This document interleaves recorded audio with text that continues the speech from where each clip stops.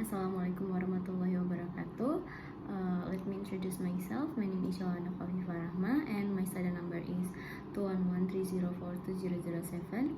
And for today, I'm going to do my final exam by summarizing and do Q&A based on my summary. So I'm going to do summary for English speech, Emma Watson, gender equality. And in the video, she talks about gender equality and she wants to end gender inequality, and to do that we need everyone to be involved. And this is the first campaign of its kind at the UN University, and they want to try and galvanize as many men and boys as possible to be advocates for gender equality. And they don't just want to talk about it, but make sure it's tangible.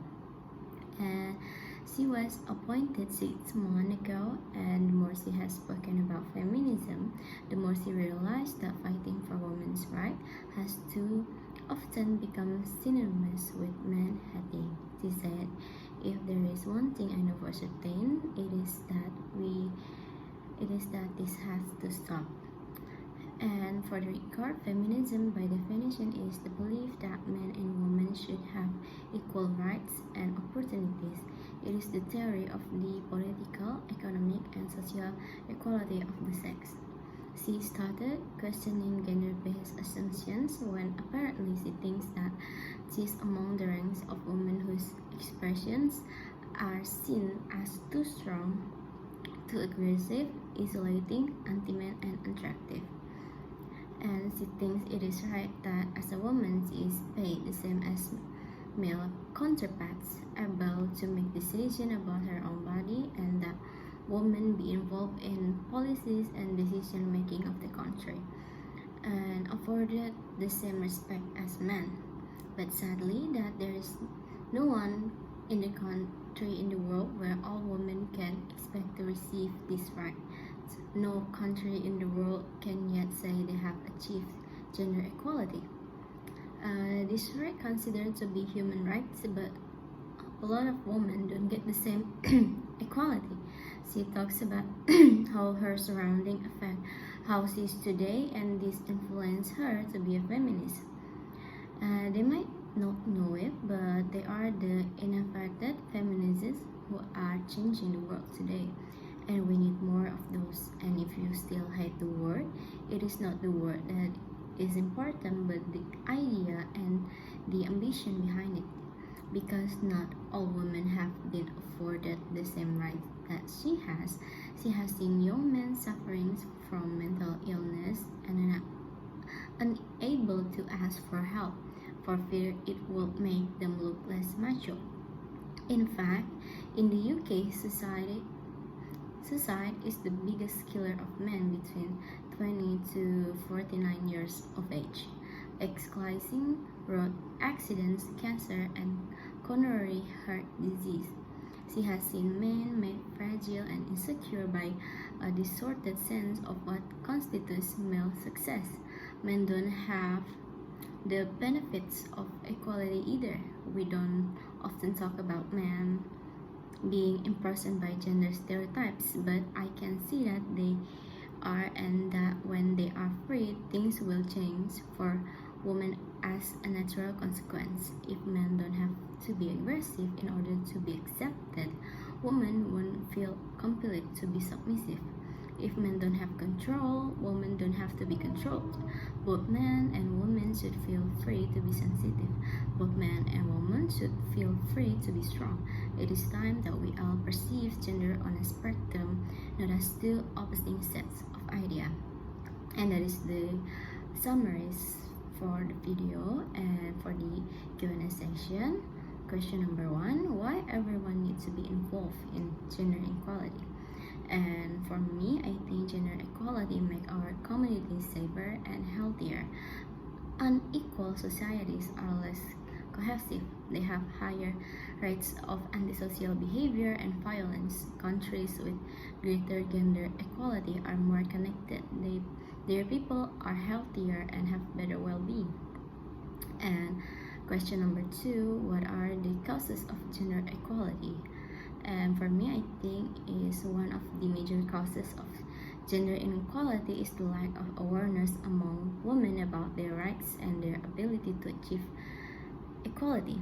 This lack of awareness is often due to the prevailing cultural and social norms, which dictate that women should be subservient to men. And what is the main cause of gender inequality?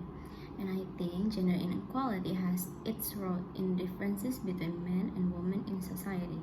This results from social construction of relation, which in turn stem for sexual divisions of labor root in biological differences between the genders. And question number 4, how can I bring gender equality at home? And I think one of the example is assign the role of caregivers to boys from an early age, equally dividing the house chores and care work between males and females must be the first step towards achieving gender equality. Delegate the housework and caregiving role to boys from a very early age along with girls. And question number 5, why gender equality is also men's issue? Traditionally, men have been able to offer their workplace more face time than women, and it's often falsely believed that men enjoy being at the office more than women. But both genders can benefit greatly from an environment that measures results over face time and provides greater workplace flexibility. And question number 6, how are men affected by gender stereotypes? I think men, just like women, are constricted by stereotypes and penalized if they act outside their traditional gender roles. One study found that men who cried at work were perceived as less competent than women who cried. And that's it for the first summary. Thank you. Wassalamualaikum warahmatullahi wabarakatuh. Assalamualaikum warahmatullahi wabarakatuh. Let me introduce myself. My name is Yolanda Khofifa Rahma, and my study number is 21130420007. And I'm going to do my final exam, and this is my second video. And I'm going to summarize and do Q&A for English speech. Selena Gomez, Trust Yourself. And in the video, she talks about her path of her life. She is 21 and she is from Grand Prairie, Texas. And her mom worked for jobs and completely dedicated her life into making her better. So to her, she is the definition of a strong woman and she loves her so much. And she has been acting her entire life and have known since she was first on Barney. And when she was 7, she wanted to be an actress and wanted to live her dream. And when she was 11, she had a casting and the director told her that she wasn't strong enough to carry her own show. And she has been told that you don't have what it takes and you might not be good enough and you don't have enough people supporting you, and she's been told all of these things when deep down it's all she wants to do. And she said that everyone must have felt at least once, like they want to be a part of something great and want to make something great.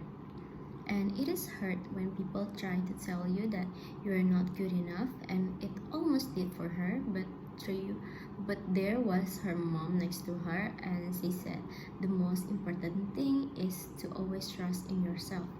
She said you should do something because you love it and believe that you can do it.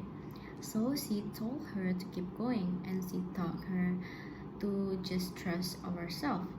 2 years later, she got her own shows, and the first is about what her mom did. To trust yourself, and she realized that if she didn't believe that she could do it, she wouldn't be able to be here. And she has so much to be thankful for, and the audiences inspire her and they should inspire each other to be better. She said we all have pressures that you have to deal with every day, like school, work, friends, parents, family, and sometimes they tell her what to wear, how to look, what should we say, and we should be, and until recently she had given in to that pressure. She lost sight of what she was and listened to opinions of people and tried to change because the thought that others would accept her for it, and then realized she doesn't need to be anything but herself. And the most important thing is that we learn and we continue to learn from each other. And please stay to yourself and just remain who you are, and just trust in yourself to love and to be loved. And for the Q&A session, question number 1, why we need to trust ourselves? And for me, self-trust is important because it leads to a better relationship with ourselves. And the better we know and like ourselves, the higher our self-confidence and self-assuredness will be. But most importantly, self-trust is key because it allows us to tap into our potential and become more than we are. And question number 2, what is a mother figure's important? And I think when a mother nurtures a child, the child learns to be loving and to understand goodness. Because of this affection and love, we learn to love as well as share the love. And question number 3, what makes mothers strong? And I think strong moms are made every day when they have to make hard decisions about finance, health, activities their kids can participate in, and even what television shows their kids will watch. Being a mom requires a lot of strength that you never imagined needing, but that many find comes at just the right time. And question number 4, if someone says that I'm not good enough, what shall I do? And I think you need to go your own way. You cannot change yourself for someone who doesn't appreciate the real you. And if it frustrated you and makes you want to show him or her that he is wrong, prove it. It will take time, but show that certain someone that he or she was wrong. And question number 5, what should we learn from each other? And I think the benefit from learning from others as it helps us to make better choices ourselves. This makes learning from other people's mistakes and successes more efficient than figuring things out on our own. So that is from me. Thank you. Wassalamualaikum warahmatullahi wabarakatuh. Assalamualaikum warahmatullahi wabarakatuh. Let me introduce myself. My name is Yolanda Khofifa Rahma, and my star number is 211-304-2007. And for today, I'm going to make my final exam, and this is my third video. And I'm going to summarize and do a Q&A section for English speech Martin Luther King I Have a Dream video.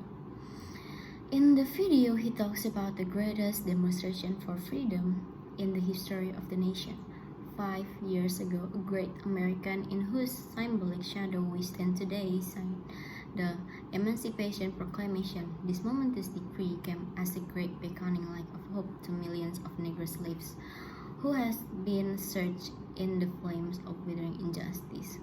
It came as a joyous daybreak to end the long night of their captivity, but 100 years later, the Negro is still not free.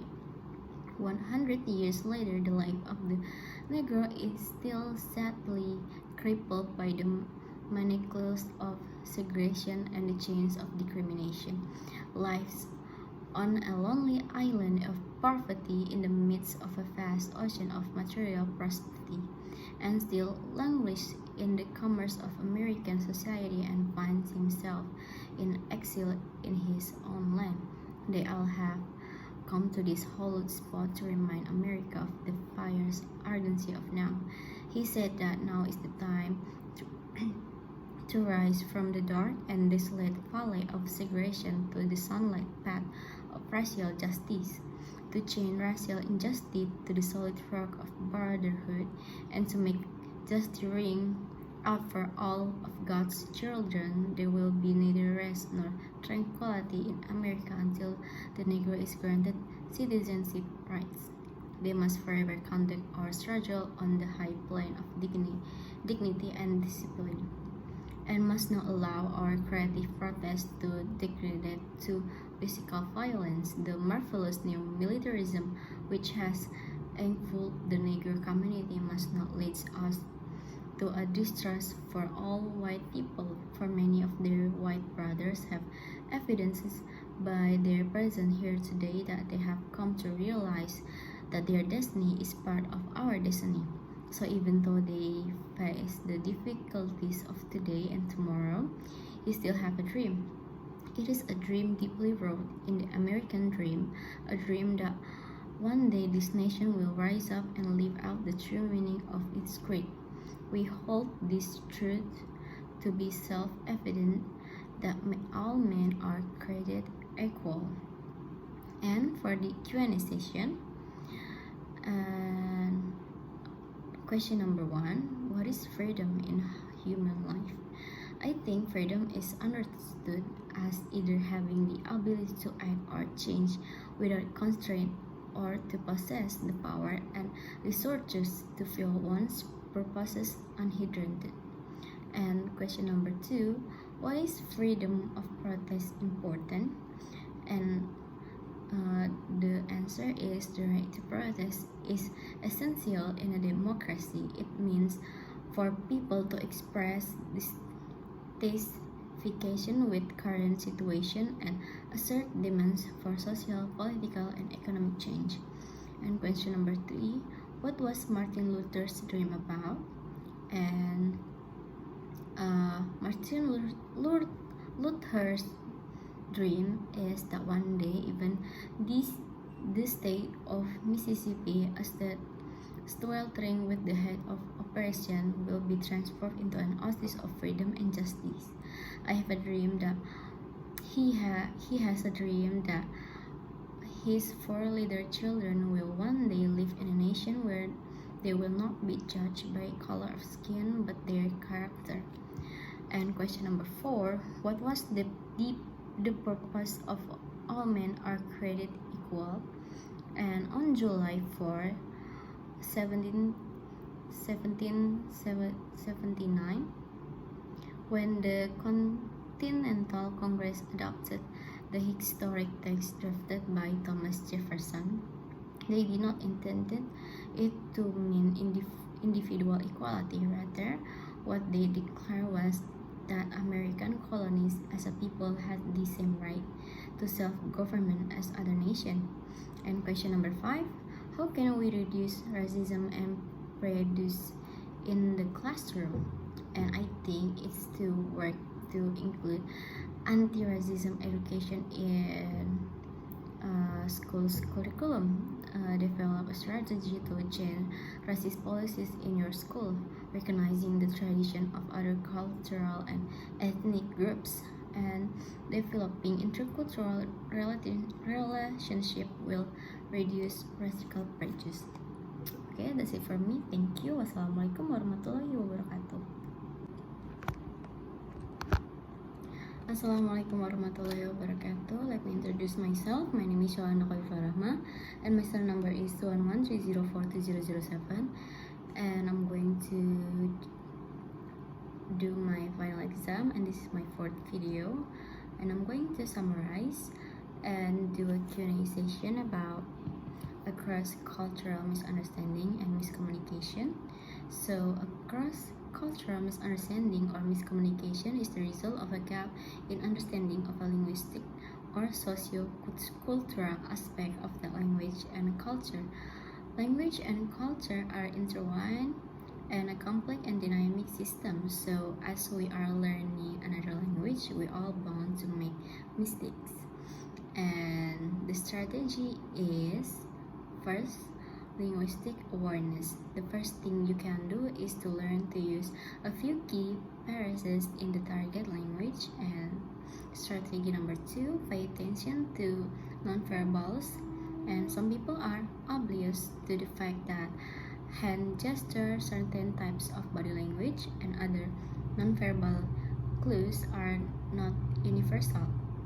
And strategy number 3, phonic and phonemic awareness.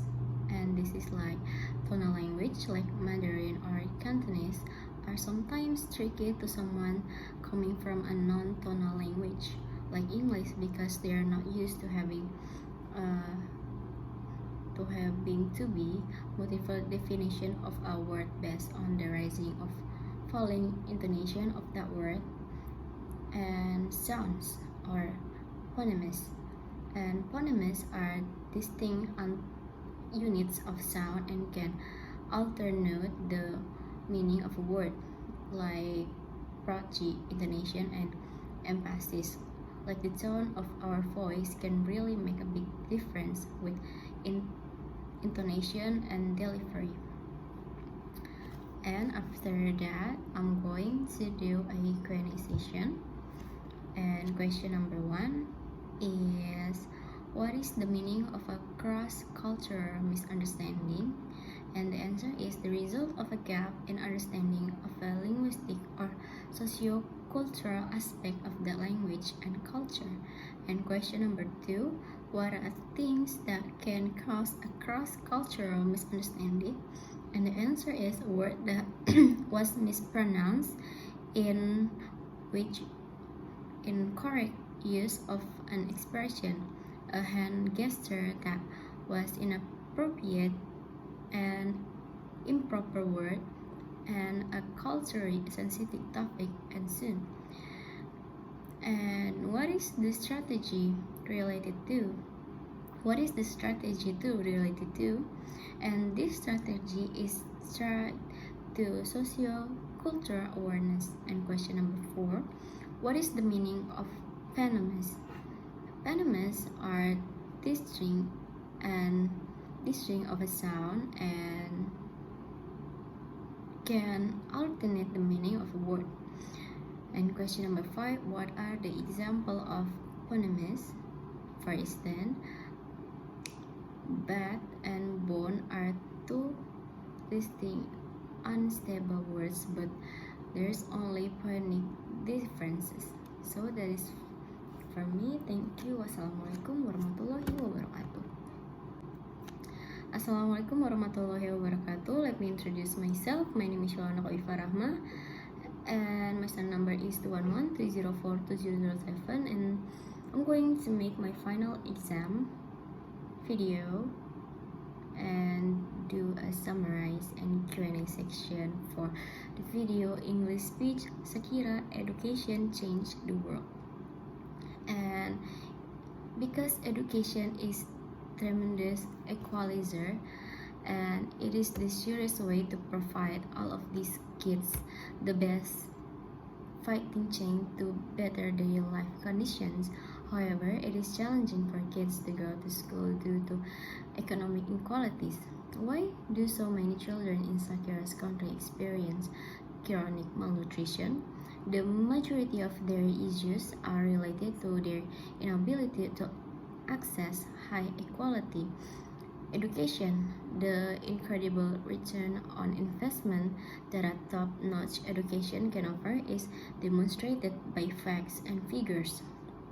For instance, if all primary school pupils in low-income nations had a basic understanding of reading, 177 million people could be lifted out of poverty, and the purpose of this speech is to increase awareness of the crucial role that education plays in closing socio-economic gaps and providing opportunities for kids everywhere. Sakira believes that education has the capacity to change the world, so we should make the most of it. The purpose of this speech is to underline the value of equality and the necessity of making sure that everyone on earth may access it. In this address, the speaker also encouraged us to ensure that every child has the opportunity to obtain a decent education in order to prepare them for a better future. So, for the Q&A session, what is this video about? and it is about a speech of education. Education can change the world, so we hope can change people through education. And question number two, who is Shakira? Shakira is a multi-talented singer and artist. And question number three, what is Shakira talking about education in her speech? And the answer is Shakira talks about education because she is aware of the kids who either don't attend school or couldn't receive an education from their school. And question number four, where did Shakira do the speech in the video? And the answer is Shakira did the speech on the 23rd Annual Crystal Award stage. And question number five, what does Shakira want to share with us through this speech? And the answer is a singer and a writer who talks about the power of education. So that is for me. Thank you. Wassalamualaikum warahmatullahi wabarakatuh. Assalamualaikum warahmatullahi wabarakatuh. Let me introduce myself. My name is Yolanda Khofifa Rahma and my study number is 211-304-2007. And for today, I'm going to make my final exam video and summarize and do a Q&A session. And the video is English speech Rihanna start helping one person. So in the video, first she talks about how she made it to Harvard and to be thankful that she was acknowledged by Harvard University. And then she talks about watching other children suffer in other parts of the world in TV and think how to save them. And she would say to herself, when I grow up, when I can get rich, I'm going to save kids all over the world. And she did. By the age of 18, she started her first charity organization. She went on to team up with other organizations in the following years and met, helped, and even lost some of the most beautiful souls from 6-year-old Jasmina Anima, who passed away in 2010 from leukemia. Her story inspired to volunteer as a donor through DKMS. Fast forward to 2012, and then her grandmother, the late Clara White, she lost her battle with cancer, which is the very reason and the driving force behind the Clara Lionel Foundation. And she said, we are all human, and we all just want a chance at life, a chance in education, a chance at a future. And at CLF, our mission is to impact as many lives as possible. All you need to do is to help one person, expecting nothing in return. To me, that is a humanitarian, and actually people make it seem way too hard. And you don't have to be rich to be a humanitarian. You don't have to be rich to help somebody. You don't got to be famous. You don't even have to be college educated. You can help people. Start with your neighbor, the person right next to you, the person sitting next to you in class, the kid down the block in your neighborhood. You just do whatever you can do to help in any way that you can. And she wants everyone to make a commitment to help one person, one organization, one situation that touched their heart.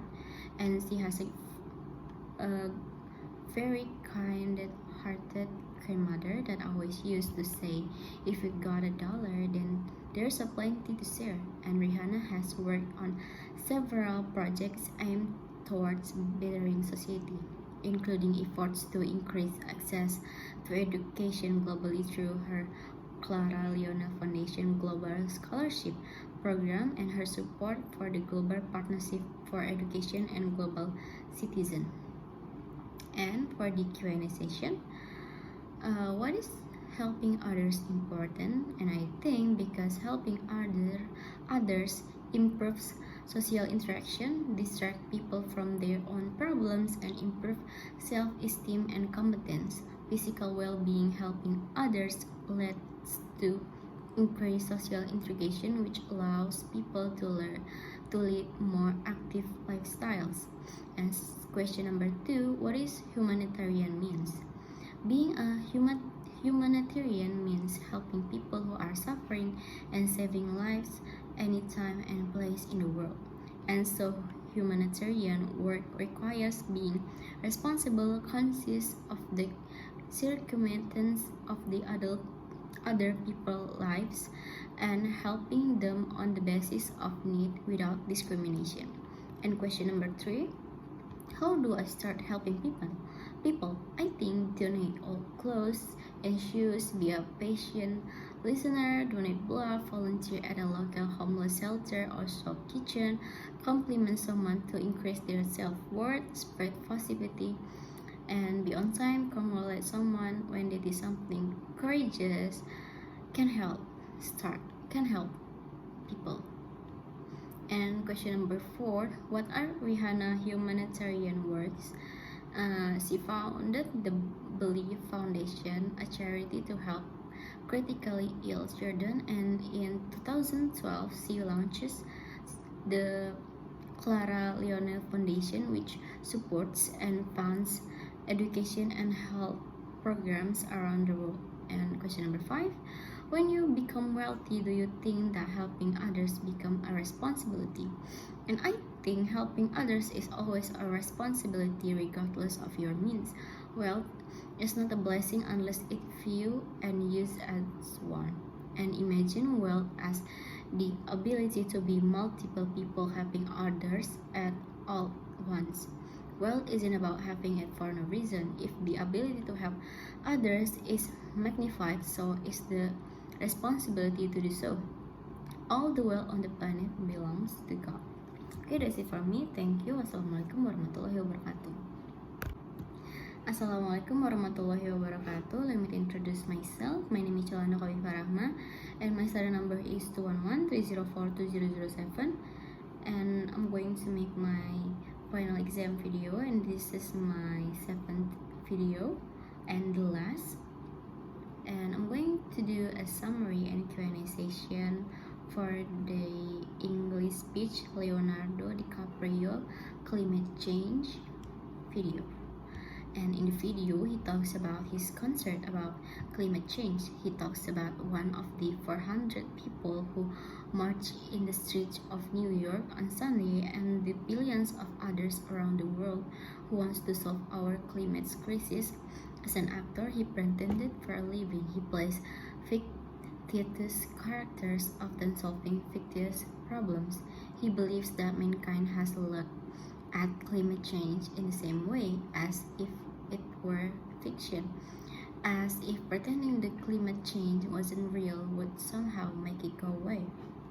Every week, seeing new and undeniable climate events, evidence that accelerated climate change, drought are intensifying, the ocean are acid flying with methane plumes rising up from the ocean floor, and seeing extreme weather events and the West Atlantic and Greenland ice sheets melts at unprecedented rates, decades ahead of scientific projection.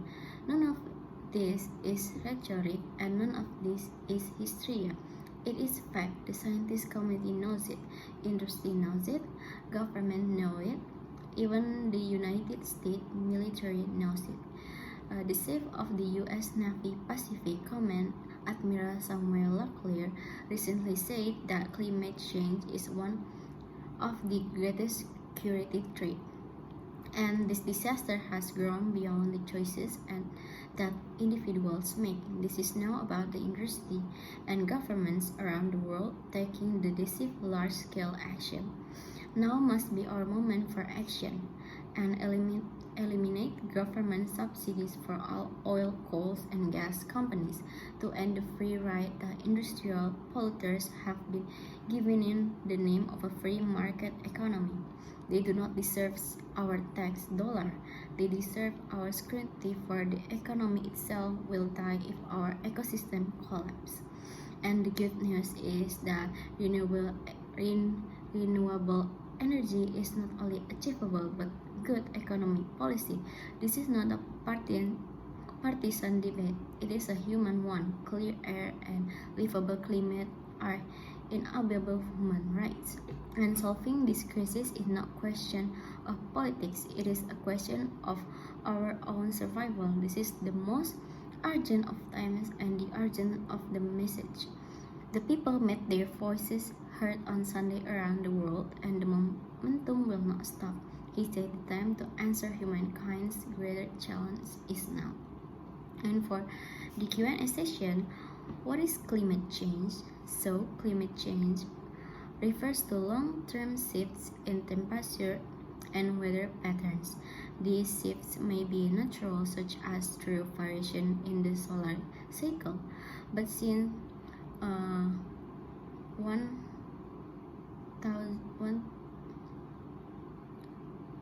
since the 18th, human activities have been the main driver of climate change, primarily due to the burning fossil fuels like coal, oil, and gas. And question number 2, how do we stop climate change? And to stop it, make your voice heard by those in power.